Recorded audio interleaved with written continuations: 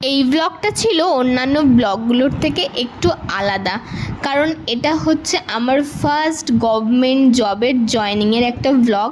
তো ফার্স্টে সিওমইস অফিসে গিয়েছিলাম আমি আর দেবপ্রিয়া, সেখান থেকে কিছু ডকুমেন্ট সাবমিট করে গিয়েছিলাম মাসির বাড়ি। তারপর খেয়ে দিয়ে আবার গেলাম সিওমইস অফিসে, গিয়ে তারপর জয়েনিং লেটার নিলাম, নিয়ে তারপর চলে গেলাম রায়গঞ্জে গিয়ে ওখান থেকে স্টেট বাস ধরে একদম ডাইরেক্ট হচ্ছে বাড়ি গিয়েই দেখি মা পুরো যত জিনিস আছে আমার নিয়ে যাওয়ার সব রেডি করে নিয়েছে।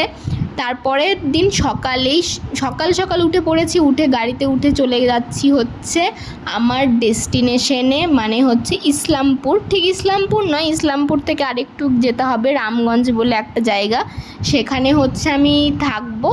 আর হচ্ছে তার পাশেই কিছু দূরে সেন্টারটি আমার।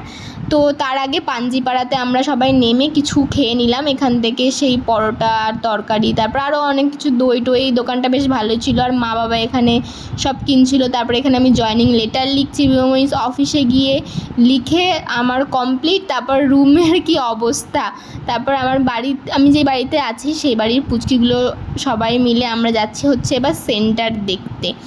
তো সেন্টার দেখে আমরা এখন যাচ্ছি সেন্টার দেখতে। ভালো থাকবেন, সুস্থ থাকবেন, দেখা হচ্ছে পরবর্তী একটা ব্লগে।